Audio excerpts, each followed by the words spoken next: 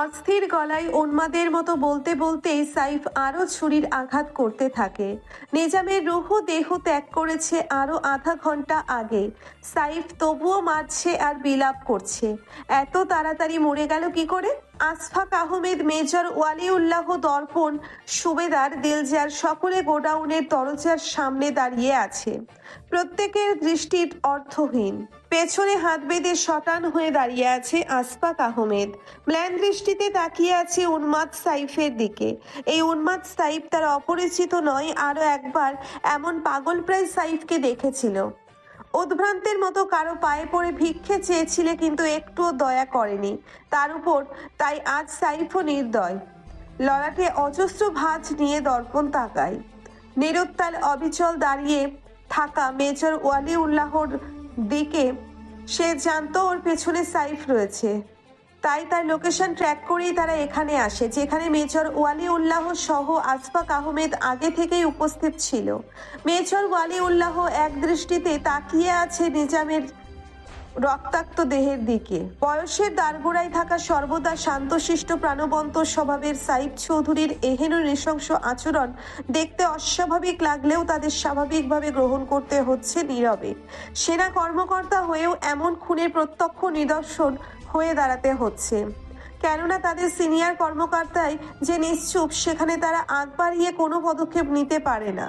দর্পণ major ওয়ালিউল্লাহর উদ্দেশ্যে কিছু বলার জন্য উদ্যত হলেই মেজর ওয়ালিউল্লাহ তার দিকে দৃষ্টিপাত করে।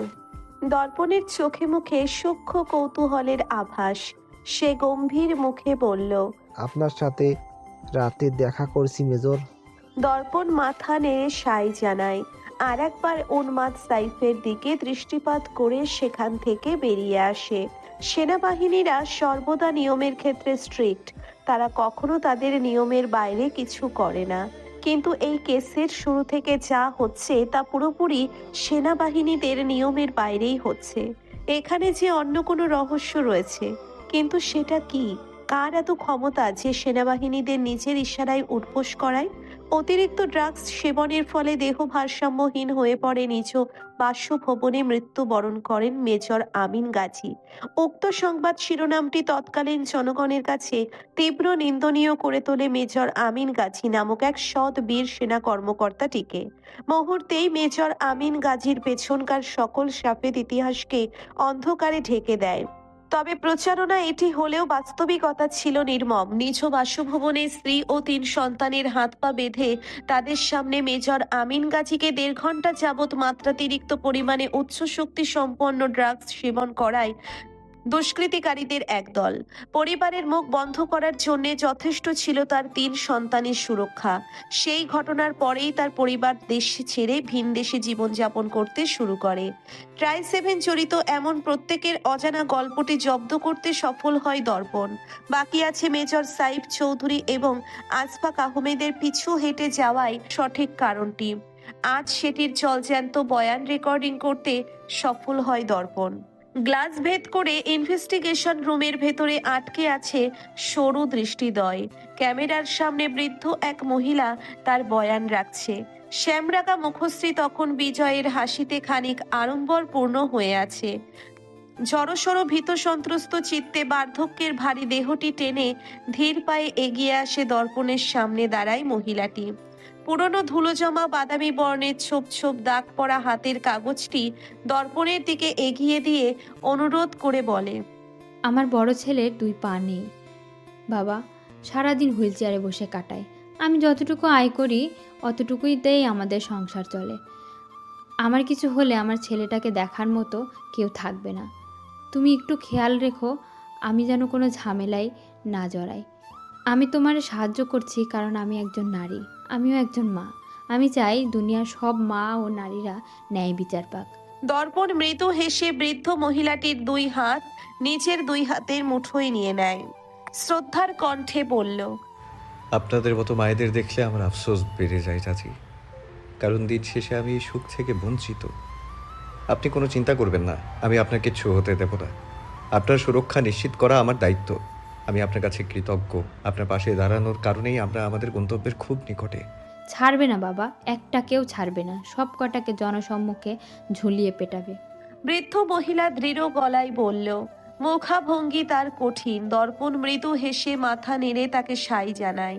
তাকে নিরাপদে বাড়িতে পৌঁছে দিতে বলল ড্রাইভারকে। সে যেতেই দিলজারকে আদেশ করলো। তার সর্বোচ্চ সুরক্ষা নিশ্চিত করার জন্য যা করতে হয় করুন দিলজার সাহেব, আর প্রতি মাসে একটা নির্দিষ্ট অ্যামাউন্ট তার কাছে পৌঁছে দেবেন। Okay sir. দিলজার মাথা নেড়ে বলল। ঘড়ির দিকে দৃষ্টিপাত করে দর্পণও বেরিয়ে যায় সেখান থেকে নিজের কেবিনের উদ্দেশ্যে। বিকেল 4:30 বাজে। 4:45-এ জেনারেল এনাম মিটিং অ্যারেঞ্জ করেছে, তাতে অ্যাটেন্ড করতে হবে। এমনকি ট্রাই7 রিওপেনের সাথে যুক্ত এবং কার্যরত সকল কর্মকর্তাদেরকেই এই মিটিং অ্যাটেন্ড করতে হবে। 8টা সেনানিবাসের নির্দিষ্ট কয়েকজন ঊর্ধ্বতন কর্মকর্তারাও এসেছে। সে কিছুটা আন্দাজ করতে পেরেছিল সেনাপ্রধান এমনি এমনি বান্দারবান আসেনি। এর পেছনে গুরুত্বপূর্ণ উদ্দেশ্য রয়েছে। সে পা চালায়। দেহে আজ অজানা উত্তেজনা কাজ করছে। মেজর ওয়ালিউল্লাহ রাতে দেখা করার আগ্রহ প্রকাশ করেছেন। আজ ওনাকে নিজের মিথ্যার এই খোলস ছেড়ে বের হতেই হবে, আর কোনো লুকোচুরি খেলা নয়। হাজারো ছোট ছোট ইস্যুগুলো বড় সমস্যায় পরিণত হয়েছে। দেশে শুধুমাত্র ট্রাই7 নামক একটা ইস্যুই বিদ্যমান নয়, এরকম আরও ইস্যু রয়েছে যা সামলাতে হিমশিম খাচ্ছে সেনাবাহিনীরা। অহরহ সাধারণ মানুষ মারা যাচ্ছে, অরাজকতা সৃষ্টি হচ্ছে, দেশের শান্তিপূর্ণ স্থিতিশীলতা নড়ে গিয়েছে। যেখানে বিগত 2 বছর ধরে আপনি এই একটা অনবরত আনসলভ কেসের পেছনে এফোর্ট দিচ্ছেন, আপনারা আলোচনা সমালোচনায় পরিণত হচ্ছে। আপনি কি ডিউটিতে গাফিলতি করছেন? আপনার দায়িত্বহীনতা প্রকাশ পাচ্ছে। কারেন্ট সিচুয়েশন রেখে আপনি পুরনো এক কেস খুলে বসে সময় নষ্ট করছেন। আপনি জানেন সেনাবাহিনীদের জন্য আপনি কি? আপনার চোখসতা, সাহসিকতা, বুদ্ধি, দীপ্ততা আমাদের সাথে থাকলে দেশের অস্থিতিশীলতা আরও তাড়াতাড়ি সমাধানে চলে আসতে পারতাম। আই এম সরি মেজর দর্পণ হাসান, তবে আজ আমি বাধ্য হয়ে এই বিষয়ে মুখ খুলেছি। আমি চাই না আর্মড ফোর্সের উপর কোনো কাণ্ডজ্ঞানহীনতার আরোপ লাগুক, তাই আমরা আপনার সিদ্ধান্ত জানতে চাইছি। কি করতে চাইছেন আপনি? প্রভেদহীন গমগমে গলায় এতটুকু বলে থামল জেনারেল এনাম। বাহারি আলোকসজ্জায় সজ্জিত শীততাপ নিয়ন্ত্রিত কনফারেন্স রুমের বিশাল আকৃতির কনফারেন্স টেবিলের সকলের দৃষ্টি তখন ভরা মেজর দর্পণ এহসানের দিকে। রিজু শিরদাঁড়ায় বলিষ্ঠ দেহের কাঠামোয় কাঠিন্যতা, তলোয়ারের ন্যায় শানিত সরু দৃষ্টিটি টেবিলের উপর অনির্দিষ্ট দিকে তাক করা।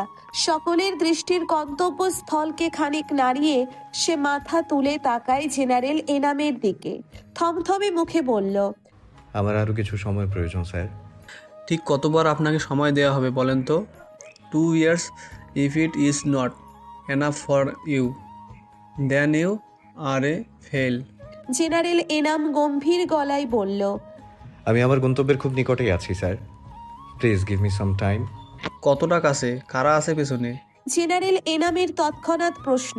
এই প্রশ্নের উত্তর দিতে পারল না দর্পণ। সে জানে না সে তার গন্তব্যের ঠিক কোন পর্যায়ে রয়েছে আর কার পেছনে ছুটছে। জেনারেল এনাম এবার পুরোপুরি অমত প্রকাশ করলো দর্পণের প্রস্তাবকে। থমথমে গলায় বলল। এটা সেই কেস যেই কেসটা সলভ করতে শ্রদ্ধেয় সাবেক সেনাপ্রধান জেনারেল আশফাক আহমেদ সহ সাহিব চৌধুরীর মতো দুঃসাহসী কর্মকর্তা ব্যর্থ হয়েছে। সারা জীবন সফলতা অর্জন করে আসা সোলজারটি সেই ব্যর্থতার গ্লানি ভুগতে চাকরিটাই ছেড়ে দেয়, আর আপনি আজ এত বছর পর আরও একবার সেই কেসে সময় এবং শ্রম দুটোই নষ্ট করছেন। সে চাকরি ছাড়েনি স্যার, তাকে ছাড়তে বাধ্য করা হয়েছিল। দর্পণ উৎকণ্ঠিত কণ্ঠে বলল। কী করেছিল? প্রমাণ আছে আপনার কাছে? আপনার মুখের কথায় আমরা কিভাবে বিশ্বাস করব? To prove this I need some time sir. দর্পণ অনুরোধ করে বলল। I am sorry major, high court থেকে নির্দেশ এসেছে আমার কাছে। আগামী সপ্তাহে কেসে শুনানি। 1 সপ্তাহের মাঝে যদি আপনি ফল প্রুফ গুরুত্বপূর্ণ কোনো তথ্য সাবমিট করতে পারেন, তবে কোর্ট বিবেচনা করবে আপনাকে বাড়তি টাইম দেয়া হবে কি না, কিংবা কেসটি পুনরায় আনসলভ ঘোষণা করা হবে। এই বিষয়ে এখন আমার হাতে কিছু নেই। 1 সপ্তাহের মধ্যে আপনি যা করার করতে পারেন। জেনারেল এনাম দৃঢ় কণ্ঠে বলল। চোয়াল শক্ত করে দর্পণ মাথা নেড়ে সাই জানায়। তার কাছে যথেষ্ট প্রমাণ রয়েছে কোর্টে পেশ করার জন্য। অন্তত নতুন করে সময় আপিল করার মতো প্রমাণ রয়েছে। আর মেজর ওয়ালিউল্লাহর সাথে তো আলাপ করবেই আজ রাতে। তার বয়ান যদি রেকর্ড করতে পারে তবে কেসটি 99.9%ই সলভ হয়ে যাবে। উপর মহল থেকে চাপ আসলেও খুব একটা ভাবলো না দর্পণ। মিটিং শেষ হতেই সকলে যে যার মতো কনফারেন্স রুম ছাড়ছিল। মেজর ওয়ালিউল্লাহ তপ্তশ্বাস ফেলে চেয়ার ছাড়ল।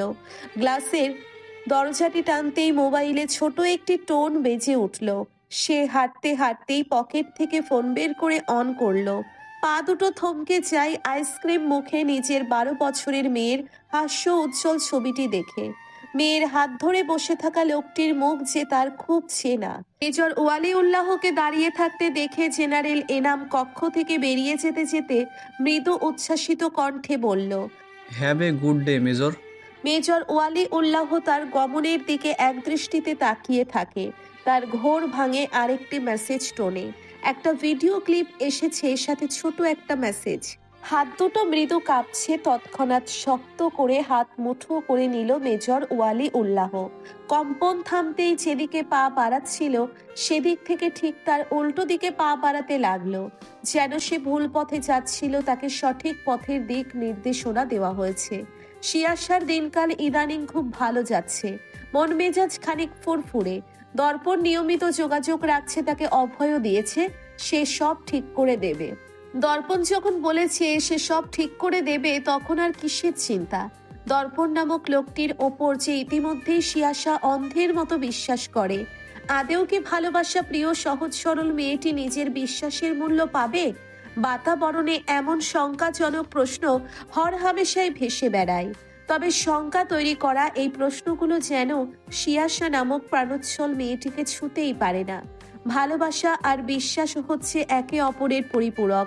তুমি ভালোবাসতে জানলে তোমায় বিশ্বাস করতে জানতে হবে, নয়তো সেই ভালোবাসার সময়সীমা খুব একটা সন্তোষজনক হবে না। শিয়াশাও এই থিসিসই মেনে চলে। রাত 10:40। রান্নাঘর থেকে গুনগুন শব্দ ভেসে আসছে।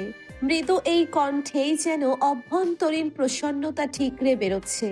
ফ্রাই প্যানে থাকা সবজি হাতের তালুতে একটু নিয়ে চেখে দেখে, তাতে 1 চামচ ঘি ছিটিয়ে দিয়ে স্টোভ বন্ধ করে দেয় শিয়াশা। শিয়াশার বাবা মা দুটোই সাই। সুপারম্যান তার বাবা। ছোটবেলা থেকে তার হাসি, ওই কান্নার রাগ দুঃখ সবকিছুর প্রথম হকদার হবে সাইফ। বাবার সাথে রাগ করলেও বাবার কাছেই রাগ কমানোর ওষুধ খুঁজত। বাবার থেকে পাওয়া আনন্দের ভাগিদারও আগে বাবাকেই বানায়। কান্না করলেও ওই বাবার বুকে থেকেই কান্না করবে। মেয়েটির জীবন শুরুই হয় বাবার থেকে। সেই বাবা আজ এতদিন ধরে তার সাথে কথা বলছে না, এমনকি চোখ তুলেও তাকাচ্ছে না। বাবার থেকে দূরত্ব তৈরি হচ্ছে এটি মনে আসতেই মেয়েটির শ্বাস আটকে যাওয়ার উপক্রম। তাই আজ আটঘাট বেঁধে নেমেছে বাবার মান ভাঙিয়েই ছাড়বে। মিক্সড ভেজিটেবল বাবার পছন্দের তালিকায় প্রথম, তাই এটাকেই শিয়াশা প্রথম হাতিয়ার হিসেবে ব্যবহার করেছে, যেন বাবার একটু কাছে যাওয়া যায়। বাচ্চা এদিকে এসো, কতদিন হলো এমন মধুর ডাক শোনেনি। তার কান তরপাচ্ছে বাবার আদুরে গলা শোনার জন্য। মৃন্ময়ী মনোযোগ সহকারে পুরো রান্নাটা দেখল। বুঝতে পেরে খানিক আনন্দের নীরব হাসি বয়ে গেল তার ওষ্ঠদয়ে। শিয়াশার থেকে সব রান্না শিখে নিয়েছে সে। যেভাবে ঘরের সকলে খাবার খেতে অভ্যস্ত, মৃন্ময়ী বাকি খাবারগুলো গরম করে ফেলল। মিনি হাতে হাতে সবকিছু টেবিলে সাজিয়ে ফেলেছে। আসফাক আহমেদ গম্ভীর মুখে উড়ুতে পা উঠিয়ে টেলিভিশনের সামনে বসে আছে। তাকে বেশ গম্ভীর দেখা যায় ইদানিং। যদিও সে স্বভাবগতই স্বল্পভাষী, এখন আরো কিছুটা বেড়েছে। মিনি হেলে দুলে হাঁটছে, গান গাচ্ছে। তার মন মেজাজও আজ খুব ভালো। ক্লাসে প্রথম হয়েছে শুনে আম্মা আব্বা খুব খুশি হয়েছে। মামা মোলায়েম কেক কিনে দিয়েছে। আফাই নতুন জামা কিনে এনেছে। তার খুশির অন্ত নেই। শিয়াশা মিনির উৎফুল্লতা দেখে মৃদু হাসল। মেয়েটির পেছনে একটু এফোর্ট দিতে পারলে একদিন বড় কিছু হতে পারবে। পরিবারের এই অভাব অনটন নিজেই দূর করতে পারবে। সে হাত মুছে রান্নাঘর থেকে বেরিয়ে গেল। রান্নাঘর থেকে বেরিয়েই শিয়াশা সোজা নানু ভাইয়ের গা ঘেঁষে বসে পড়ে। আসফাক আহমেদ ধ্যানচ্যুত হয় কাঁধে কারোর মাথা রাখায়। শিয়াশাকে দেখতেই সে মৃদু হেসে এক হাতে আগলে নেয় নাতনিকে। শিয়াশা নানু ভাইয়ের দিকে তাকিয়ে শুধায়, বুড়ো, তোমার মন খারাপ কেন? আমার গিন্নির বুঝি এখন সময় হলো এই বুড়োর দিকে নজর দেওয়ার? আশফাক আহমেদ আদুরে গলায় বলল, তোমার গিন্নির কত দিকে নজর দিতে হয় তুমি কি জানো না? আমার কি এত দিকে নজর দেওয়ার সময় হয় বলো? তোমার চরিত্রহীন জামাইয়ের রাগও তো ভাঙাতে হবে। তার জন্য তার পছন্দের ঘি দিয়ে মিক্সড ভেজিটেবল রান্না করেছি। এখন যদি একটু কথা বলে আমার সাথে। আশফাক আহমেদের হাসি বিস্তৃত হয়। নাতনির মাথায় হাত বুলিয়ে বলে, তা তো ঠিক, গিন্নি বলে কথা, তার কত দিকে খেয়াল রাখতে হয়। শিয়াশা খিলখিলিয়ে হেসে ওঠে। তাদের কথার মাঝেই আশরাফ বসার ঘরে আসে। আশরাফকে দেখতেই লিলি ডানা ঝাপটে ওঠে। লোকটার সাথে তার খুব জমে। কাঁচা মরিচের মতো ঝগড়া করাও তার বেশ প্রিয়। আশরাফ রোষাগ্নি দৃষ্টি নিক্ষেপ করে লিলির দিকে। ঝগড়া করার মুড না থাকায় চুপচাপ গিয়ে সোফায় বসে। আশরাফকে বসতে দেখেই শিয়াশা খানিক নড়ে চড়ে বসলো। আশফাক আহমেদ ছেলেকে দেখতেই জিজ্ঞাসা করলো, মিনির স্কুলের টিচাররা আমার কথা জিজ্ঞেস করেছিল, বলেছো আমি ব্যস্ত ছিলাম। ভাগ্নির দিকে সরু দৃষ্টি তাক করে আশরাফ মাথা নাড়ে। আশফাক আহমেদ বিরক্ত হয়, গম্ভীর গলায় বলল, মাথা নেড়ে কথা বলবে না, এটা ব্যাড ম্যানার্স। মুখ নেই তোমার? আশরাফ কান দেয় না বাবার কথায়। ৩৫ বছর বয়সে এসে ম্যানার্স শেখার ধৈর্য আর ইচ্ছে একটাও নেই তার মধ্যে। যা শিখেছে তাতেই চলবে। সে তো নিগুড় দৃষ্টিতে পর্যবেক্ষণ করছে শিয়াশার গায়ে থাকা টি শার্টটাকে। তার সরু দৃষ্টিতে মেকি ক্রোধের আভাস পাওয়া গেল। সে দাঁত কিরমির করে শিয়াশার দিকে তাকায়। এই রাগান্বিত গলায় জিজ্ঞাসা করে, তুই আবার আমার টি শার্ট নিয়েছিস? শিয়াশা আর চোখে তাকাই রাগান্বিত মামার দিকে। নানু ভাইয়ের আরেকটু গা ঘেঁষে গিয়ে তার পেট ছড়িয়ে ধরল। এই নানু ভাইকে হাত করতে না পারলে আজ তার রক্ষে নেই। থমথমে মুখে বলল, আমি কেন তোমার টি শার্ট নিতে যাব? সন্ধ্যায় ডেলিভারি ম্যান এসে এটা আমার হাতে দেয়। তোর হাতে দেবে বলে তুই নিয়ে নিবি। ওগুলো আমি অর্ডার করেছিলাম। তোর ভাই আমি লাইট কালারের টি শার্ট পরা বাদ দিয়েছি, তাই এইবার ডার্ক কালারের টি শার্ট আনিয়েছি। তুই সেগুলো নিয়ে নিয়েছিস। আশরাফ রাগী গলায় বলল, নাম লেখা আছে তোমার, আমার হাতে দিয়েছে, তার মানে আমার। তুমি জানো না আমার নতুন নতুন টি শার্ট অনেক ভালো লাগে? আর টি শার্ট তো টি শার্টই হয়, ডার্ক আর লাইট আছে নাকি? আশরাফ ফোঁস করে উঠল। পেমেন্ট আমি করেছি, তাহলে ওটা আমার। আগে যখন আমি লাইট কালারের টি শার্ট পরতাম তখন তুই ওই বলতি লাইট কালারের টি শার্ট মেয়েরা পরে, ছেলেরা পরে না। সেই বলে তুই আমার সব টি শার্টগুলো নিয়ে নিতি। এখন কি হলো, তুই ছেলেদের টি শার্ট কেন পরছিস? ওটা তো আমার টি শার্ট, নেওয়ার জন্য বলতাম। আর ডার্ক কালারও আমার গায়ে ভালো লাগছে, দেখো ফর্সা গায়ে বেশ ভালো মানিয়েছে। এখন থেকে আমি ডার্ক কালারও পরবো। শিয়াশা উচ্ছ্বসিত হয়ে নিজেকে ঘুরিয়ে ঘুরিয়ে দেখিয়ে বলল। আশরাফ তেতে উঠল। এখন থেকে ডার্ক কালার ও পরা শুরু করবে। তার মানে তার আর একটা টি শার্টও খুঁজে পাওয়া যাবে না। শিয়ার বাচ্চা, তোর খবর আছে? আশরাফ তেতে উঠল। শিয়াশা তড়িঘড়ি করে নানু ভাইয়ের টি শার্ট ধরে টানতে লাগলো। আশফাক আহমেদ ধমকে উঠল ছেলেকে। কি শুরু করেছো তুমি?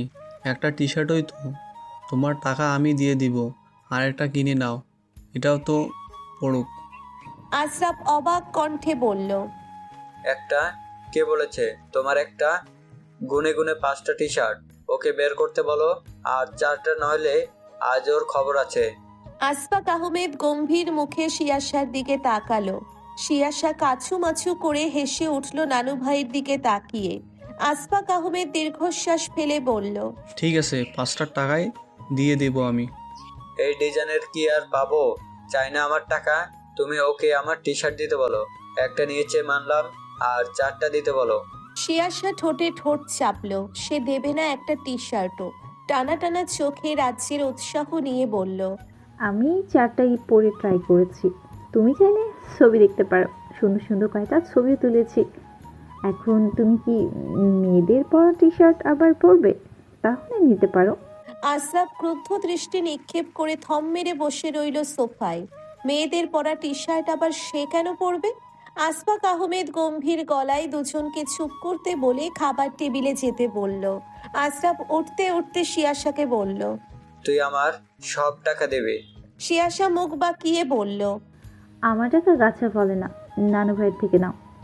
আশরাফ রাগে ফোঁসফোঁস করতে করতে খাবার টেবিলে বসে।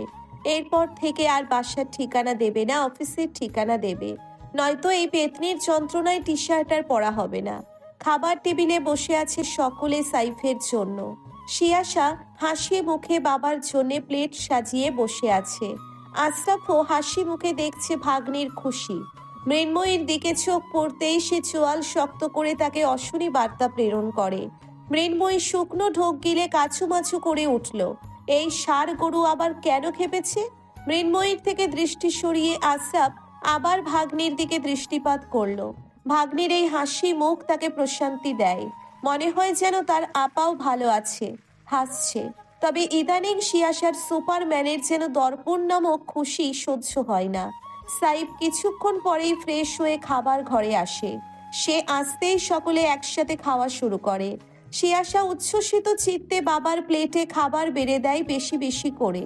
সাইফ গম্ভীর মুখে হাত জাগিয়ে না করে তাকে এতো দিতে। মেয়েটির উৎফুল্লতা নিশ্চিহ্ন হয়ে গেল লম্বাটে ফ্যাকাশে মুখশ্রীটিতে মলিনতায় ছেয়ে যায়। সে চুপ করে আবার নিজের জায়গায় বসে। আশরাফ দেখে ভাগ্নির মন খারাপ হয়ে যাওয়া। সে তাকায় দুলাভাইয়ের মুখের দিকে। এত নির্জীব খুব কমই দেখা যায় লোকটাকে। সে 2 লোকমা খেয়ে অতিরঞ্জিত কণ্ঠে বলল। বাহ, শিয়া তোর হাতে জাদু আছে, জাদু। এত ভালো রান্না কি করে করিস? শিয়াশা ফের উচ্ছ্বসিত হয়ে গেল মামার প্রশংসায়। চঞ্চল কণ্ঠে শুধায়। ভালো হয়েছে মামু। আশরাফ প্রগাঢ় হেসে মাথা ওপর নিচ করে। আর এক লোকমা মুখ তুলে খেতে খেতে বিদ্রুপ করে বলে। তোর হাতের মজাদার খাবার খেয়ে আমি স্বর্গে পৌঁছে গিয়েছি, দেখ কত স্বাদ। শিয়াশা হাসি হাসি মুখে নিভে যায়, কটমট করে তাকায় মামার দিকে। ভাগ্নির রাগী দৃষ্টি পুরো দস্তুর উপেক্ষা করে আশরাফ। ওষ্ঠপুটে শয়তানি হাসি নিয়ে ভ্রু নাচিয়ে যাচ্ছে সে। আসফাক আহমেদও নাতনির রান্নার প্রশংসা করে বললেন। খুব মজা হয়েছে নানু ভাই। হেব্বি মজা হয়েছে আফা। আপনি যে ক্যাসো ফ্যাসো বানান তার চাইতে ভালো হয়েছে। মিনি মনোযোগ সহকারে খেতে খেতে বলল। শিয়াশা আশরাফ চোখ মুখ বিকৃত করে মিনির দিকে তাকায়। এই মেয়ের মুখের ভাষা কি কোনোদিন ঠিক হবে না? ক্যাশোনাট সালাদকে এমন বিকৃত করে বলেছে। মেয়েটার কাছে ক্যাশোনাট সালাদ কাঁচা কাঁচা সবজি লাগে। মৃন্ময়ী হেসে ওঠে মিনির কথা শুনে। আসফাক আহমেদ গম্ভীর গলায় বলল। মিনি, এগুলো কোন ধরনের ভাষা? স্কুলে কি তোকে এগুলো শেখায়? আর যেন এমন ভাষায় কথা বলতে না দেখি। এটো আঙ্গুল মুখে পুড়ে মিনি চুপচাপ এদিক ওদিক তাকাচ্ছে। এই কথা বড়জোর তার মাথায় 10 মিনিট থাকবে, তাই বেশি মাথা না ঘামিয়ে আবার খাওয়ায় মনোযোগ দেয়। সকলে যে যার মতো কথা বলে যাচ্ছে, কিন্তু সাইফ সে নীরবে খাচ্ছে, মুখ তুলেও তাকাচ্ছে না। শিয়াশা খাওয়া ছেড়ে ম্লান দৃষ্টিতে বাবাকে দেখে যাচ্ছে। নীরবে খেয়ে যাচ্ছে সে। এমনি সময় এটা রান্না করলে হামলে পড়ে খেত, কত আনন্দিত হতো। অথচ আজ অল্প একটু শুধু খেয়েছে, সেটাও সে জোর করে দেওয়ায়। সে কি খুব বেশি কষ্ট দিয়ে ফেলেছে বাবাকে? ভালোবাসা কি এতটাই অপরাধ? বাবা নিজেও তো ভালোবেসেই বিয়ে করেছিল মাম্মাকে, তবে তার বেলায় কেন এত বাধা? সকলের খাওয়ার শেষ হতেই সাইফ গুরু গম্ভীর গলায় বলল। আমার কিছু কথা বলার আছে সকলের সাথে। আসফাক আহমেদ ঘরের দিকে পা বাড়িয়েছিল। সাইফের কথাই তার গতি স্লথ হয়। ডাইনিং রুম থেকে শিয়াশাও কৌতূহলী নয়নে তাকায় বাবার দিকে। সে তো এখন বাহিরে যাওয়া বন্ধ করে দিয়েছে, এমনকি গার্ড ছাড়া কোথাও বের হয় না। বাবা নিশ্চয়ই এগুলো নিয়ে কোনো কথা বলবে না।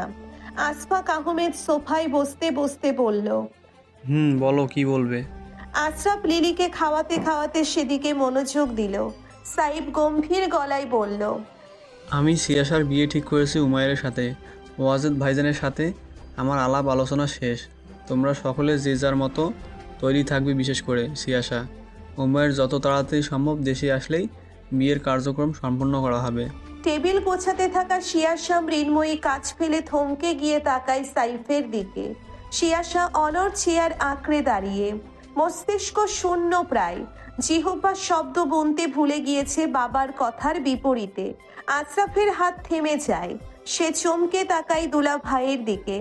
আসফাক আহমেদ নত দৃষ্টিতে চুপ করে বসে আছে।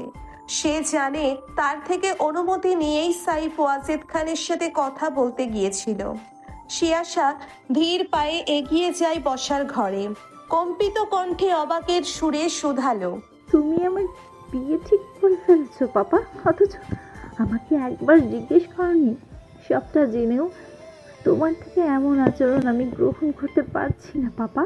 দুই উরুতে কোনোই ঠেকিয়ে সাইফ মেঝেতে দৃষ্টি তাক করে রেখেছিল। মেয়ের কথায় সে মুখ তুলে তাকায়। মৃদু হাসে, যেই হাসিতে নির্জীবতার ছোঁয়া। বলে, আমিও পারিনি তোমার করা আচরণ মানতে। সন্তান ভুল পথে গেলে তাকে সঠিক পথে আনা বাবা মায়ের দায়িত্ব। তোমার মাম্মাম তার দায়িত্বটাও আমার উপর দিয়েছে। কোনটা ভুল কোনটা সঠিক এটা এখনও তুমি বুঝতে পারছো না। সন্তানের ভালোর জন্য বাবা মায়ের এমন অনেক নীতির বিরুদ্ধে কাজ করতে হয়, আমাকেও করতে হচ্ছে। আমি যতক্ষণ বেঁচে আছি তোমার ভুল পথে আমি কখনো যেতে দিব না। তাতে আমার যা করতে হয় আমি করব। তোমার সুরক্ষা নিশ্চিত করা আমার দায়িত্ব। দিন শেষে আমি তোমায় আমার সামনে সুস্থ সবল দেখতে চাই। আর তাছাড়া উমায়ের তোমার পরিচিত, ভালো একটা বন্ধুসুলভ সম্পর্ক রয়েছে তোমাদের মধ্যে। তুমি যেমন লাইফ ডিজার্ভ করো উমায়ের সেটা তোমায় দিতে পারবে। Will be your best life partner. আমার সুরক্ষা নিশ্চিত করতে গিয়ে তুমি আমার সুখকেই মেরে ফেলেছো পাপা। একজনকে ভালোবেসে আরেকজনকে বিয়ে করা যায় না। শিয়াশা অশ্রুসিক্ত নয়নে তাকিয়ে বলল। যদি বেঁচেই না থাকো তাহলে সেই ভালোবাসা দিয়ে কি হবে? সাইফ তাচ্ছিল্য করে বলল, তাকে ছাড়া এমনিতেও আমার বাঁচা মুশকিল পাপা। দর্পণকে নিয়ে তোমার সমস্যাটা কোথায়? দর্পণ একজন সেনা কর্মকর্তা বলে কি তোমার এত অমত? হ্যাঁ, আমি বেঁচে থাকতে কখনো আমার মেয়েকে একজন সেনা কর্মকর্তার হাতে তুলে দিব না। সাইফ চোয়াল শক্ত করে কঠোর গলায় বলল, কিন্তু কেন পাপা? যেখানে তোমাদের সকলের জীবন শুরু হয়েছে সেই সেনাবাহিনীর সংস্পর্শে থেকে। এমনকি আমরা এখনও সেনানিবাসের সংস্পর্শে রয়েছি। সেখানে দর্পণকে নিয়ে তোমার কেন এত সমস্যা? জেদি গলায় বলল। গাল বেয়ে অজস্র নোনা জলের আনাগোনা। বুকটা ভার হয়ে আসছে তার কান্নায়। হাত পা কাঁপছে, মৃদু ভয়ের আভাস দেহ জুড়ে। বিয়ের শব্দটি তার কাছে খুব মূল্যবান। এই একটা শব্দ সে শুধু দর্পণকে জড়িয়েই শুনতে চায়। সে ভেবেছিল বাবার রাগ কমলে হয়তো রাজি হয়ে যাবে, কিন্তু এখানে যে দর্পণ নামক ব্যক্তিটিকে তার জন্য চিরতরে নিষিদ্ধ করার প্রক্রিয়ায় মত্ত সকলে। সাইফ নিশ্চুপ মেঝের দিকে তাকিয়ে থাকে। শিয়াশা কান্নারত চোখে বাবার দিকে তাকিয়ে জবাবের আশায়। ক্ষণকাল বাদ সাইফ আবারও একইভাবে কঠোর গলায় বলল, শুরু থেকেই আমি তোমার কৈফিয়ত দিয়ে আসছি, কিন্তু কোনো কৈফিয়তেই তোমার কোনো গ্রহণযোগ্যতা পাবে না। কারণ তুমি ভালোবাসা না হোক মোহে আটকে আছো। তাই কোনো কৈফিয়ত দেব না। তোমার জন্য এটাই মঙ্গলজনক হবে। তুমি তাড়াতাড়ি বিয়ের জন্য নিজেকে প্রস্তুত করে নাও। সাইফের জেদি কথার পরিপ্রেক্ষিতে শিয়াশাও জেদি গলায় বলল, আমি দর্পণকে ছাড়া কাউকে বিয়ে করব না। সাইফ উঠে দাঁড়ায়। চোয়াল শক্ত করে মেয়ের অশ্রুসিক্ত নয়নের দিকে তাকায়। দৃষ্টি অনড় রেখে জিজ্ঞেস করে, তুমি সিদ্ধান্ত নিয়ে ফেলছো? আমার কোনো কথা শুনবে না, তাই তো?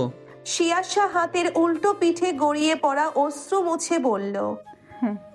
মেয়ের জেদি মুখের দিকে তাকিয়েই সাইফ মেয়ের দিকে একটা ছোট্ট কাচের বোতল এগিয়ে দেয়। গনগনে আওয়াজে বলল, ঠিক আছে, তবে আমার জন্য তোমার হাতে বানানো ভেজিটেবলটা নিয়ে এসো। আর সেটাতে এটা কিছুটা মিশিয়ে দাও। আমি তৃপ্তি সহকারে খেয়ে তোমার পথ থেকে সরে দাঁড়াই। তুমি নিজের পছন্দের মানুষের হয়ে যাও, কেননা আমি বেঁচে থাকতে এটা অসম্ভব। আসফাক আহমেদ তাচ্ছিল্য হেসে উঠল সাইফের কথায়। বহু বছর আগে এমন কঠোর যদি সেও হতে পারত, তবে তার পরিটা তার বুকে থাকতো। শিয়াশা অবাক পানে তাকিয়ে আছে বাবার হাতের ছোট্ট বোতলটির গায়ে লেখা কয়েকটি ইংরেজি অক্ষরের দিকে, যেখানে গোটা গোটা অক্ষরে পয়জন লেখা। কান্না থেমে যায় ঠিক যেমনটা তার মন মস্তিষ্ক থমকে গিয়েছে। আশ্চর্য হয়ে তাকিয়ে রইল বাবার ওই শক্ত মুখশ্রীর দিকে। স্তম্ভিত কণ্ঠে বলল, you are being so rude papa. You are forcing me. Saif নিটল দৃষ্টিতে তাকিয়ে বলল, শিয়াশা টলমল চোখে তাকিয়ে থাকে বাবার দিকে। দৃষ্টিতে তার অসহায়ত্ব অনুনয়। এলোমেলো পায়ে 2 পা এগিয়ে যায় বাবার কাছে। দুহাতে বাবার পেটের কাছের টি শার্ট খামচে ধরে ফুপিয়ে কেঁদে ওঠে, অনুরোধ করে বলে, প্লিজ বাবা, এত কঠোর হলো না। দর্পণকে ছাড়া অন্য কোনো পুরুষকে গ্রহণ করা আমার পক্ষে সম্ভব নয়। কাউকে ভালোবাসা তো অপরাধ নয়। তুমি নিজেও তো মাম্মাকে ভালোবেসে বিয়ে করেছিলে। তার জন্যই তো আজ আমার মাম্মা আমাদের মাঝে নেই। ভালোবাসা সকলের জন্য অপরাধ নয়, কিন্তু তোমার আমার জন্য ভালোবাসা অপরাধ। ভালোবাসা মোহ ছাড়া আর কিছু নয়। ভোলার চেষ্টা করো, দেখবে একদিন এসব কিছু তোমার কাছে তুচ্ছ অনুভূতি মনে হবে। ভুলে যাও তাকে, বিয়ের জন্য প্রস্তুতি নাও। বলেই সাইব মেয়ের হাতের মুঠোয় থাকা টি শার্ট ছাড়িয়ে নেয়। আশরাফের উদ্দেশ্যে বলে, সিয়াসার পাসপোর্ট রেনু করাতে দাও। বিয়ে সম্পূর্ণ হতেই হুমায়ের তাকে অস্ট্রেলিয়া নিয়ে যাবে। আশরাফ কিছু বলে না। সে তাকিয়ে ভাগ্নির মুখের দিকে। কিছুক্ষণ আগের সেই প্রসন্ন হাসি খুশি মেয়েটি যেন অচিরেই হারিয়ে গিয়েছে। শিয়াশা অনুভূতিহীন মেঝের দিকে তাকিয়ে আছে। ক্ষণকাল বাদেই টপটপিয়ে কিছু বেদনা অশ্রু হয়ে গড়িয়ে পড়ল। শুভ্র টাইলসে পড়া অস্ত্রগুলো যেন তার শুভ্রতার সাথে হেলায় মিলিয়ে গেল, যেমনটা হেলায় মিলিয়ে দিচ্ছে সকলে শিয়াশার অনুভূতিগুলোকে। কেউ বিন্দুমাত্র গুরুত্ব দিল না মেয়েটির অন্তরালে বেড়ে ওঠা প্রণয় নামক অনুভূতিকে। কেউ বুঝতেই চাইছে না সে দর্পণ নামক ওই লোকটির সাথে ঠিক কতটা বাজেভাবে জড়িয়ে আছে। আশফাক আহমেদ ধীর পায়ে এগিয়ে আসে নাতনির কাছে। দুহাতে বুকে জড়িয়ে নেয় নিশ্চল অনুভূতিহীন দেহটি। মাথায় হাত বুলিয়ে দিতে দিতে বলল, মা বাবা সন্তানের কখনো খারাপ চায় না নানু ভাই। আপাতত দৃষ্টিতে তোমার কাছে এটা জুলুম মনে হলেও একদিন ঠিক অনুধাবন করতে পারবে যে তোমার বাবা মা ঠিক ছিল। বাবাকে কষ্ট দিও না, তুমি ছাড়া তার আর কেউ নেই। তোমার থেকে পাওয়া কত থাকে চিরতরে শেষ করে দেবে। উমায়ের খুব ভালো ছেলে, তোমায় খুব ভালোবাসবে। তুমি সুখী হবে, দেখবে তখন এগুলো খুব সহজেই ভুলে যাবে। শিয়াশা কিছু বলে না। নানার বুকের থেকে সরে আসে, নীরবে নিজের ঘরে চলে যায়। মিনি মৃন্ময়ী তার পিছু নিতে গেলে সশব্দে তাদের মুখের ওপর দরজা বন্ধ করে দেয় শিয়াশা। একজন দেশ সেবক ছিল যে আর একজন দেশ সেবকের কতদিন থেকে শত্রু আবির্ভাব ঘটে তা ধারণার বাইরে। তেমনি এক অনাকাঙ্ক্ষিত শত্রুর আগমনে এক বীর সেনা কর্মকর্তা শহীদ হতে হয়। মেজর ওয়ালিউল্লাহ, আপনি হাসছেন? সরি স্যার, অ্যাকচুয়ালি আমি মাত্রই একটা হাস্যকর সংবাদ পড়লাম। এতটাই হাস্যকর যে আমি হাসি ধরে রাখতে পারিনি। I am extremely sorry sir. আপনার কথার পরিপ্রেক্ষিতে আমি কখনোই হাসতে পারি না, এটা আপনি জানেন। স্যার, আপনার থুতনিতে এই দাগটা কিসের? না মানে বাচ্চাদের দাঁতের আকৃতি স্পষ্ট। এটাও কি কোনো মিশনে থাকাকালীন আঘাতের কারণে হয়েছে? এটা এক টুইটি বাট কামড়ে দিয়েছিল। সে অনেক বছর আগেকার ঘটনা। আদুরে এক বাচ্চা মেয়ে কাউকে আদর করতে দিত না। আমি তাকে আদর করেছিলাম বলে সে রেগে কামড়ে দিয়েছিল। বাচ্চাদের ধারালো দাঁতের কত সহজে নিশ্চিহ্ন হবে না। আপনি বাবার সাথে কথা বলছেন না কেন Darpan? I am calling you later. আপনি কি বুঝতে পারছেন না আমি কি পরিস্থিতিতে রয়েছি? আর কত দর্পণ, আমি ঠিক আর কতবার আপনাকে এই এক কথা বলে যাব। বলতে বলতে আমি আজ এমন পর্যায়ে এসেছি যেখানে আমাকে চুজিংয়ের অপশন দেওয়া হচ্ছে, যেটা আমি কখনো পারবো না। তবুও আপনি নির্লিপ্ত। আপনার এত নির্লিপ্ততা আমার সহ্য হচ্ছে না দর্পণ। ব্যস্ত আছি, পরে কথা বলি। আপনার মধ্যে বিন্দুমাত্র উদ্বিগ্নতা দেখা যাচ্ছে না দর্পণ। বাবা বিয়ে ঠিক করেছে আমার, আর আমি এখনও আপনাকে অনুরোধ করেই যাচ্ছি তার সাথে দেখা করার জন্য।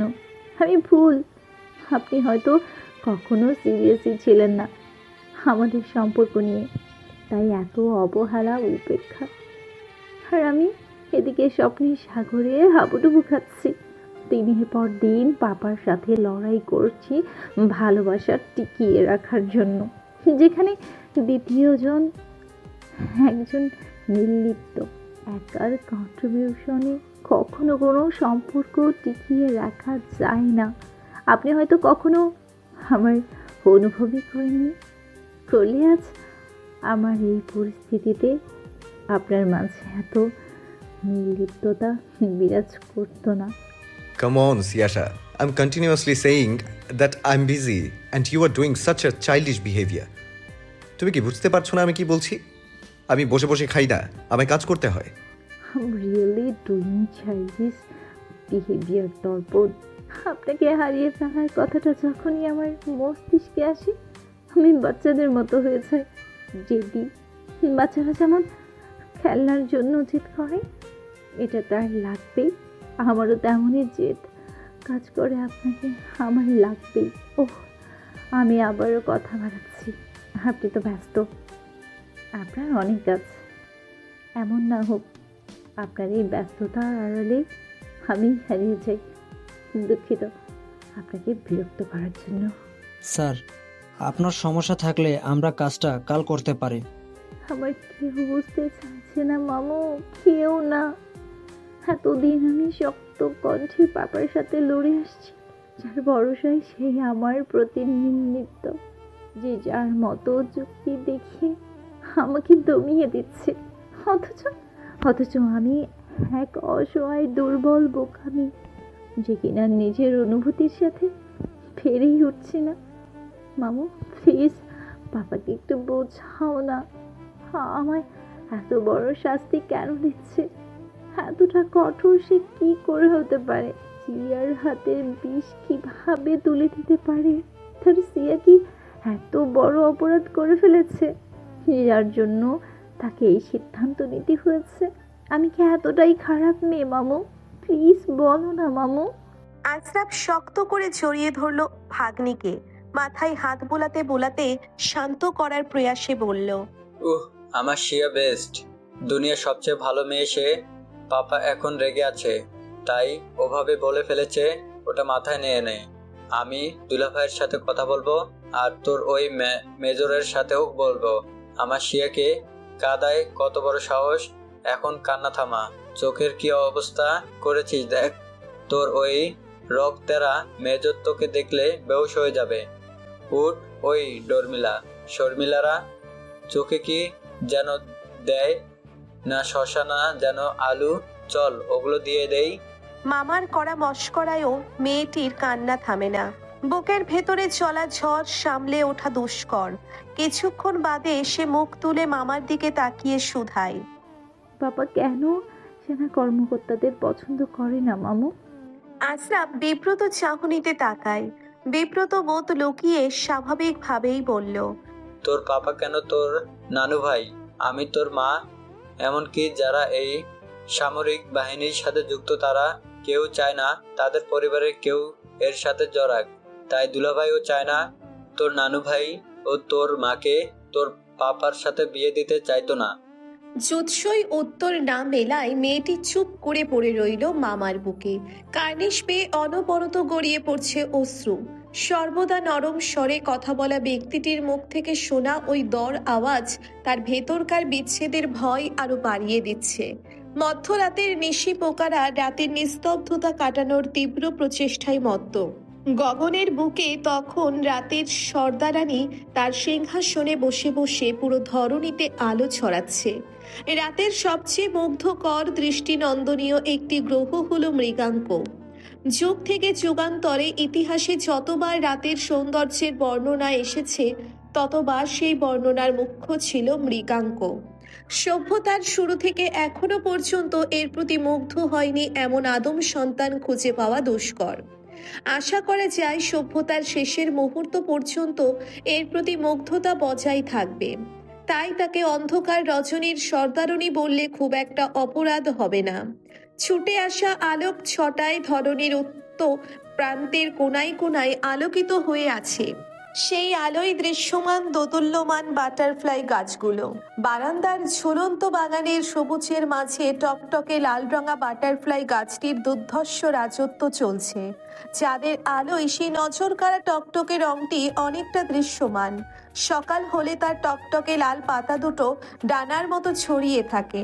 সন্ধ্যা হলেই আবার ডানার ন্যায় পাতা দুটো একত্রিত হয়ে যায়। তার এই সৌন্দর্যের কাছে সবুজ অ্যারোহেড গাছটি মাথা উঁচু করে দাঁড়াতে পারে না, সর্বদা মাথা নিচু করেই ঝুলে থাকে। কারণ ওই বাটারফ্লাই গাছটি সবার আগে সকলের আকর্ষণ করে নিজের আকর্ষণীয় রঙের দ্বারা। বারান্দার গদিতে হাত পা ছড়িয়ে বসে থাকা সাইফের মাথার উপর 3টে বাটারফ্লাই গাছ ঝুলছে। অনেকক্ষণ ধরেই সাইফ এখানে বসে আছে। সকলের আকর্ষণকারী ওই গাছটি প্রজাপতির ডানার আকৃতির ন্যায় পাতাগুলো চুপসে থম মেরে বসে আছে। কেননা সাইফ নামক দৃষ্টিধারী মানবটির একটুও আকর্ষণ কাটতে পারেনি সে। এ তো ভারী অপমান। এসেছে থেকে হাতের ওই পোশাকটির দিকে তাকিয়ে। হয়তো তাতে ইগো হার্ট হয়েছে তার। কি এমন আছে ওই পোশাকটিতে? তার ডানাদের থেকেও সুন্দর বুঝি? সাইফ কোলের উপর পোশাকটিতে অনবরত হাত বুলিয়ে যাচ্ছে। এই পোশাকটির কোথায় কি আছে সে সব জানে। একটা ম্যাটারনিটি ফ্রক। কল্পনায় ভেসে উঠল রঙিন অতীতগুলো। আনমনে হেসে উঠল সাইফ। সেদিন বৃহস্পতিবার ছিল। কর্মজীবনের শুরু থেকেই আশফাক আহমেদ অজানা কারণে সাইফকে সহ্য করতে পারত না। পুরোপুরি অজানা নয়, একটু আন্দাজ আছে তার। হয়তো তার ঔদ্ধত্য জেদি আচরণের কারণে। সেটা যাক, ওই জাদ্রিল তাকে পছন্দ করুক বা না করুক তাতে তার কি? তার মেয়ে তো পছন্দ করে, তাতেই সে সন্তুষ্ট। তবে তার সন্তুষ্টিতে খানিক নজর পড়ে অবশ্যই আশফাক আহমেদের। গত সপ্তাহে দুর্ভাগ্যক্রমে আশফাক আহমেদ জানতে পেরে যায় সাইফ এবং আশার প্রণয়ের কথা। সেই থেকে সাইফের উপর 3rd ডিগ্রি টর্চার চলছে। সকাল 5:30টায় ডিউটি শুরু হয়। ব্রেকফাস্ট টাইম, লাঞ্চ টাইম সেই শিডিউলের মধ্যে খুঁজে পাওয়া যায় না। তার মধ্যে ক্রুর ব্যবহার তো আছেই। ডিউটি শেষ হওয়ারও কোনো সুনির্দিষ্ট টাইম নেই, কখনো রাত 2টো তো কখনো 3টে। ও হ্যাঁ, সাথে হুমকি ধুমকি ফ্রি। এই যেমন তার মেয়ের সাথে কোনো প্রকার যোগাযোগ রাখলে চাকরি খেয়ে নেবে, জেলে পুরে দেবে। এহেন হাস্যকর হুমকি ধমকি সাইফের চারিধারেও ঘেঁষতে পারে না। তার ক্ষতির সাধন তো দূরের কথা, ভবিষ্যতে শ্বশুর তাই দাঁতে দাঁত চেপে সাইফ সহ্য করে নেয় সকল অত্যাচার। সাইফের বাবা একজন সরকারি ব্যাংক কর্মকর্তা। তারা 2 ভাই। বড় ভাই বাবার মতো সরকারি কর্মকর্তা, ভদ্র গুণে একদম বাবার অবিকল তার বড় ভাই। আর সাইফ ঠিক তার উল্টোটা। ছেলের ঔদ্ধত্য জেদি আচরণে সাইফের বাবা প্রচুর রাগারাগি করতেন। সে কখনোই চাইতো না ছেলে এমন কোনো চাকরি করুক, কিন্তু সাইফ মহা তেরা। এই কাজে সে ফ্যান্টাসি খুঁজে পায়। সরকারি চাকরির মতো বোরিং চাকরি করে পেটমোটা ঘুষখোর হতে সে ইচ্ছুক নয়।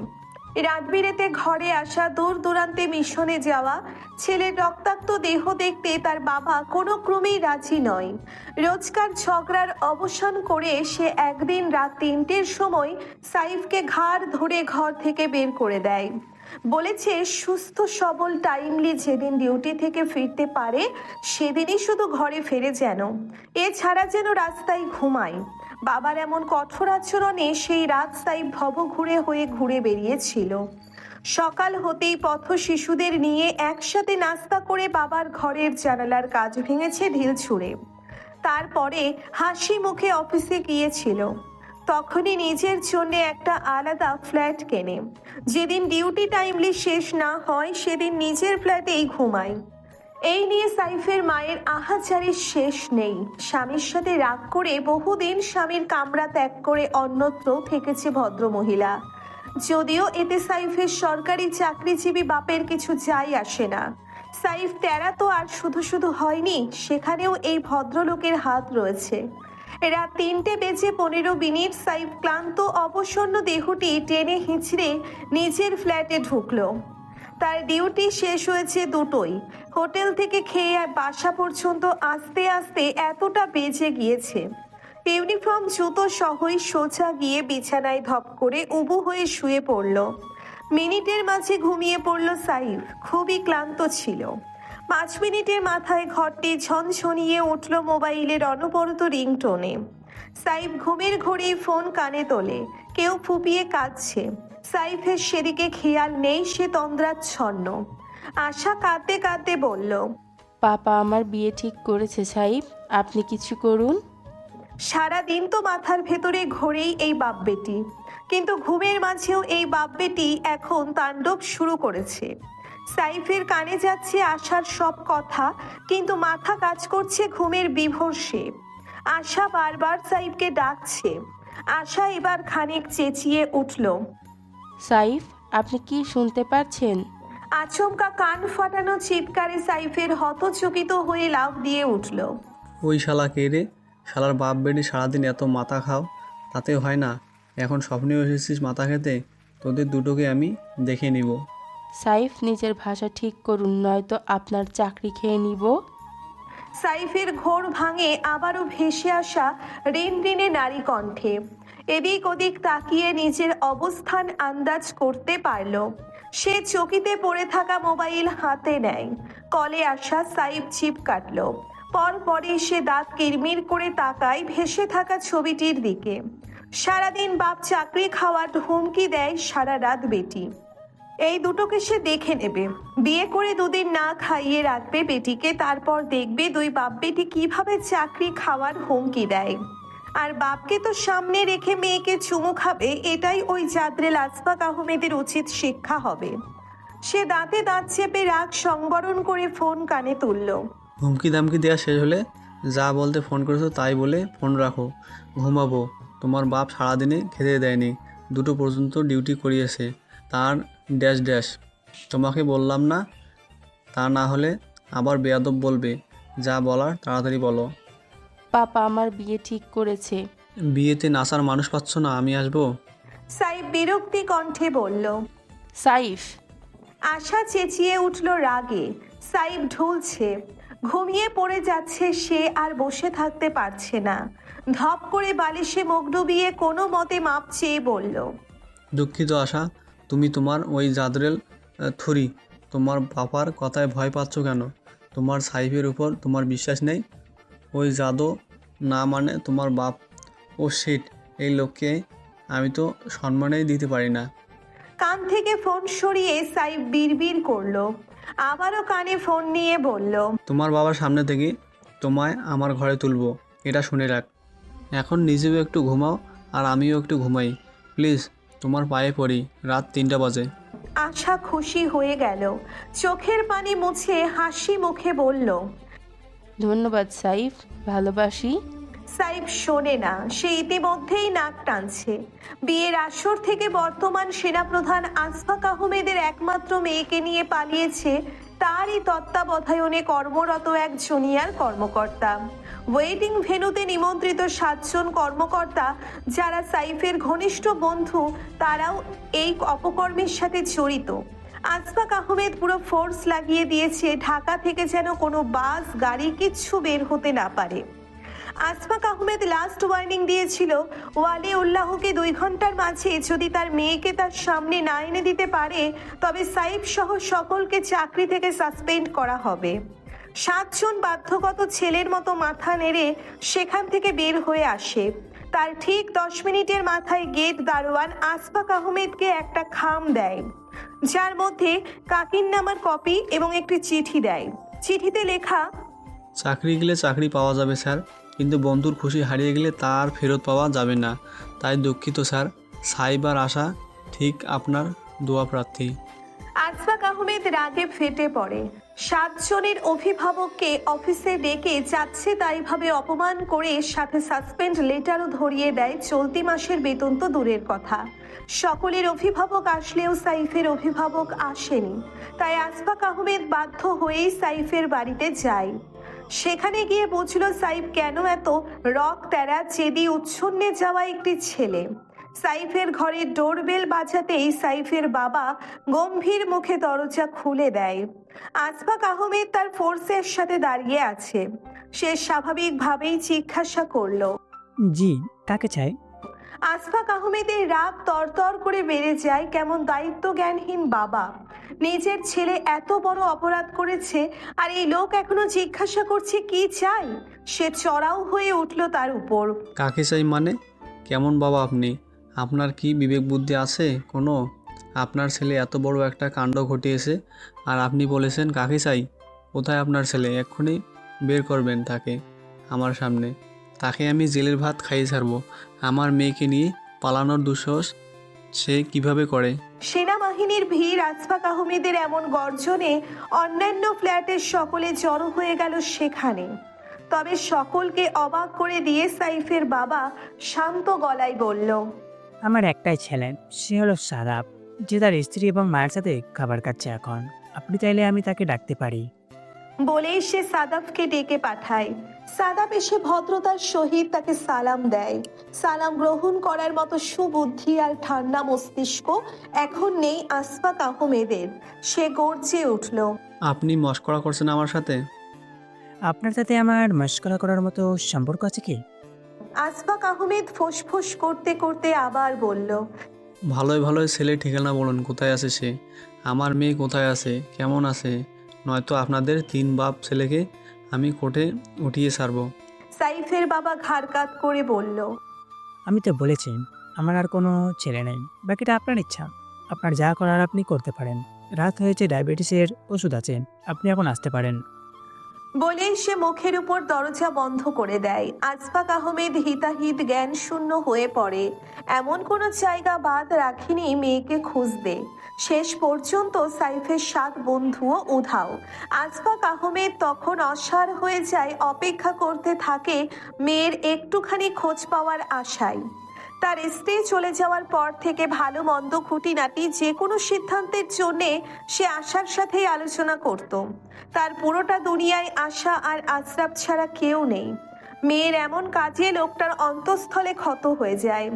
গতকাল রাতেও তাকে কত অনুরোধ করলো বিয়েটা আটকানোর জন্য, কিন্তু সে কোনো মতেই রাজি হয়নি, যার কারণে মেয়ে এমন সিদ্ধান্ত নিতে বাধ্য হয়।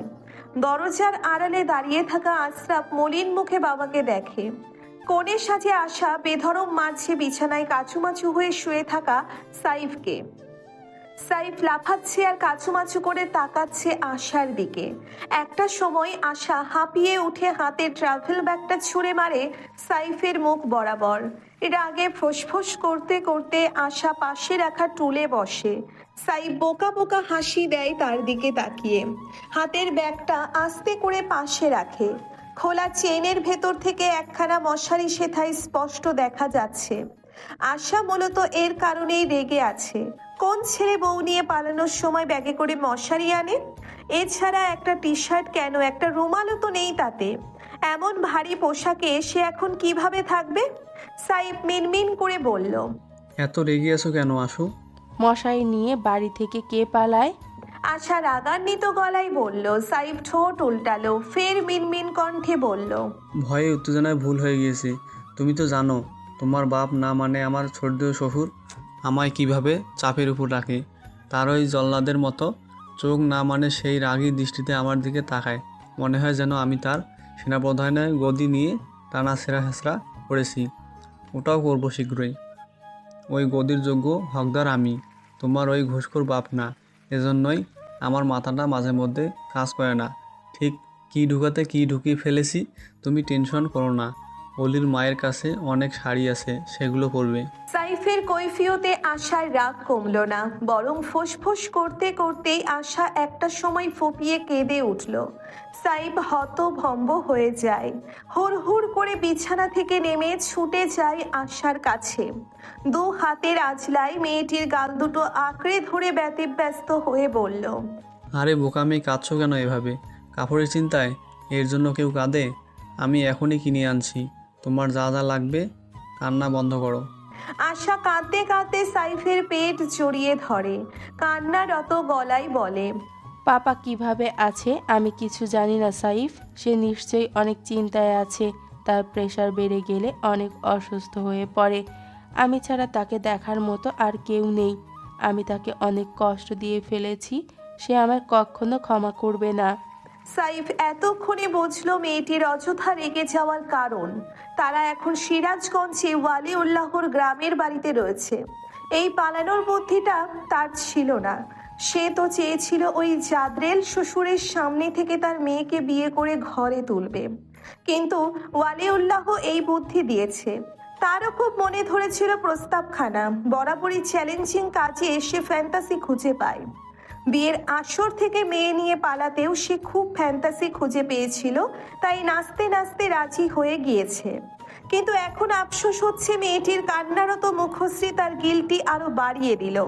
তখন শীতকাল ছিল, ওয়ালিউল্লাহর মা আদর আপ্যায়নে কোনো কমতি রাখেনি। হরেক রকমের পিঠা পুলির দোকান খুলে বসেছিল। গ্রামীণ জীবনযাপনে অনভ্যস্ত আশার খুব বেগ পেতে হয় এহেন পরিবেশে মানিয়ে নিতে। গ্রামের মহিলারা দলে দলে সকলে দেখতে আসে নতুন বউ দেখতে। রাত বাড়তেই ওয়ালিউল্লাহদের ছোট্ট টিনের ঘরটিতে হইচই পড়ে গেল। ওয়ালিউল্লাহ তার বন্ধুরা সকলে একসাথে মাঝরাতে বাড়িতে হাজির হয়। সারাটা রাত কেউ ঘুমালো না। শীতের রাতে উঠোনে আগুন জ্বালিয়ে তার পাশে হোগলায় সকলে কম্বল মুড়ি দিয়ে গোল হয়ে বসলো। পিঠা পুলি, দেশি মুরগির ঝোল, রুটি, গরুর মাংস আর ফুলঝুরি পিঠার সাথে জমিয়ে আড্ডা দেয় সকলে। আশার মন খারাপে একটু হলেও আনন্দ এসে ভিড় জমায়। পুরোটা রাত সে খুব উপভোগ করলো গ্রামীণ জীবন।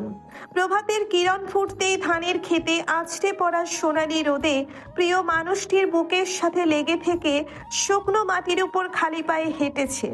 তবে সকাল 10টা বাজতেই তারা সকলে আবার নাস্তা করেই বেরিয়ে পড়ে ঢাকার উদ্দেশ্যে। আশা বেশ অবাক হয় সাইফের এমন কাজে। আমরা এখন ঢাকাতে কেন যাচ্ছি সাইফ? সাইফ হাসি মুখে আশার সামনে এসে দাঁড়ায়। ওয়ালিউল্লাহর মায়ের পুরনো লাল রঙা শাড়িটির আঁচল মাথায় তুলে দিয়ে কপালে দীর্ঘ সময় নিয়ে ঠোঁট ছুঁইয়ে দেয়।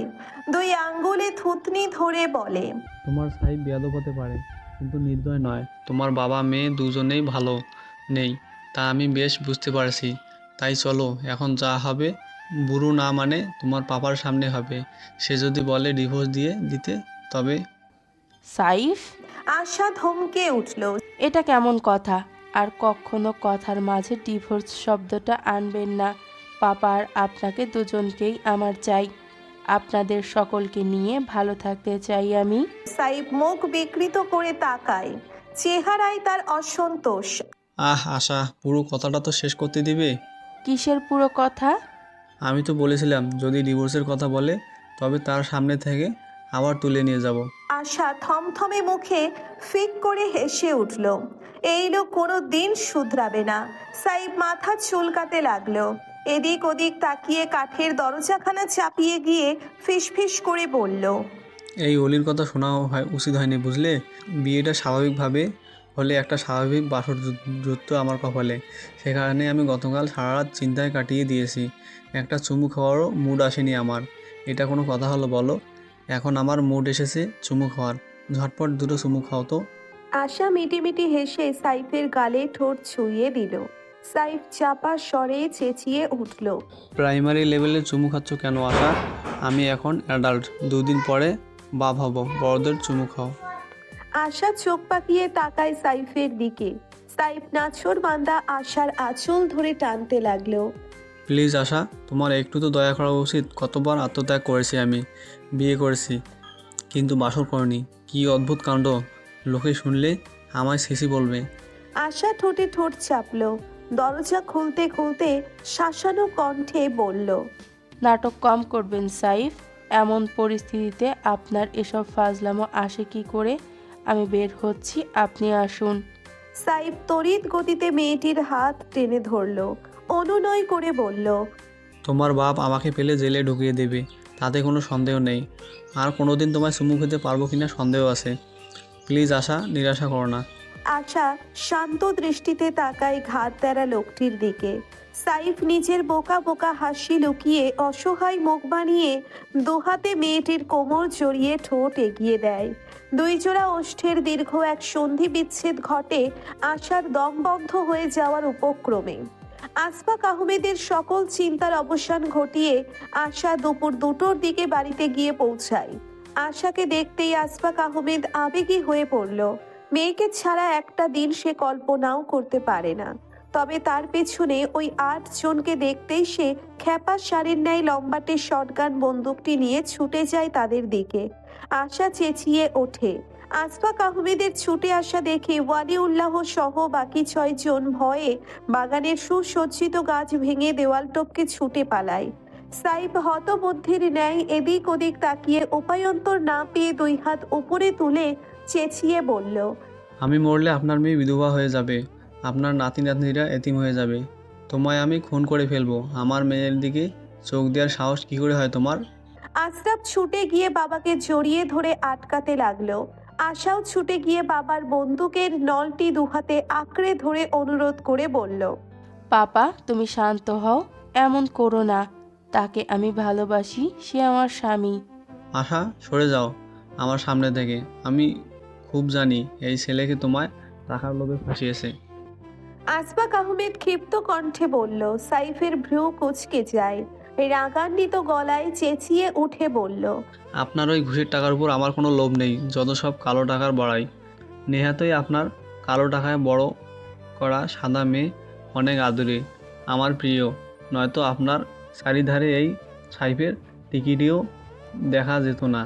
আর আপনার ওই কালো টাকার থেকে আমার অল্প স্বল্প সাদা টাকার মূল্য অনেক বেশি। সাইফ! আশা ধমকে উঠল। সাইফ ফোঁস করছে। আশা বাবাকে ঠান্ডা করে বুঝিয়ে শুনিয়ে মানিয়ে নেয়।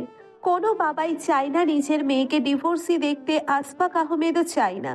তাই তো দাঁতে দাঁত চেপে সহ্য করে নেয় অপ্রিয় এক মানুষকে নিজের মেয়ের জীবন সঙ্গী হিসেবে। সাইফের আনন্দ দেখে কে? সে তো ভেবেছিল তাকে জেলের ভাত খেতেই হবে। খুশিতে আত্মহারা হয়ে আশার হাত ধরে হাঁটা দেয়, তেরছা কণ্ঠে খোঁচা মেরে বলে, আমার চাকরিটা ফিরিয়ে দেন, নয়তো আপনার মেয়ে না খেয়ে থাকবে। আসবাক আহমেদ ভ্রু কুঁচকে জিজ্ঞাসা করে, তুমি কোথায় যাচ্ছ? সাইফ উৎফুল্লিত হয়ে বলল, কোথায় যাবো আবার? বাড়িতে যাচ্ছি। আশাকে কেন নিয়ে যাচ্ছ? আসবাক আহমেদ ফের গম্ভীর গলায় শুধায়। সাইফের কপালে ভাঁজের সৃষ্টি হয়। প্রহসনমূলক কথায় হেসে বলল, আশা আমার বউ, আমার বউকে নিয়েই তো আমি বাড়িতে যাব। তোমার সাথে আমার কথা শেষ হয়নি এখনো। আমার রুমে এসো। আর আশা, এইসব শাড়ি টাড়ি চেঞ্জ করে নিজের পোশাক পরো। এটা কার পোশাক পরেছো? তোমায় আমি বলিনি কখনো অন্য পোশাক পরবে না? কার কি রোগ জীবাণু আছে তা যদি তোমার গায়ে সংক্রামিত হয়? দেখছো তো নিজের পছন্দ। এমন একজনকে জীবনসঙ্গী হিসেবে বেছে নিয়েছো যে কিনা একটা নতুন পোশাকই কিনে দিতে পারেনি। তাচ্ছিল্য করে বলল আসবাক আহমেদ। আশা ব্যথিত নয়নে তাকায় বাবার দিকে। সাইফের প্রচুর রাগ হয়, এগোতে বাঁধল। থমথমে মুখে জাদ্রেল শ্বশুরকে অনুসরণ করে তার রুমে যায়। সেখানে গিয়ে তার রাগ বাঁধ ভাঙা হয়ে পড়ে, কেননা আসফাক আহমেদ তার বিবাহকে কন্ট্রাক্ট পেপার বানিয়ে রেখেছে। আসফাক আহমেদ কঠোর গলায় বলল, আশার বয়স কম, ও সংসার সামলানোর কিছু বোঝে না। ও এখন পড়াশোনা করবে, ক্যারিয়ার গড়বে, তাই সংসার বাচ্চা কাচ্চা এসব কিছুর কথা এখন মুখেও তুলবে না। ও তোমার বাড়িতে থাকবে না, এখানে আমার কাছে থাকবে। তুমিও চাইলে এখানেই থাকতে পারো, আমার কোনো সমস্যা নেই। সাইফ শান্ত থাকতে চাইলেও থাকতে পারল না। তেরিক্ষে কণ্ঠে শুধায়, আপনি আমাকে ঘর জামাই বানাতে চাইছেন? আর আপনার মেয়ে ছোট, সংসার বাচ্চা কাচ্চা সামলাতে পারবে না, এটা আগে মনে ছিল না? বিয়ে ঠিক করার আগে তুমি আমায় বাধ্য করেছিলে আশার বিয়ে দিতে।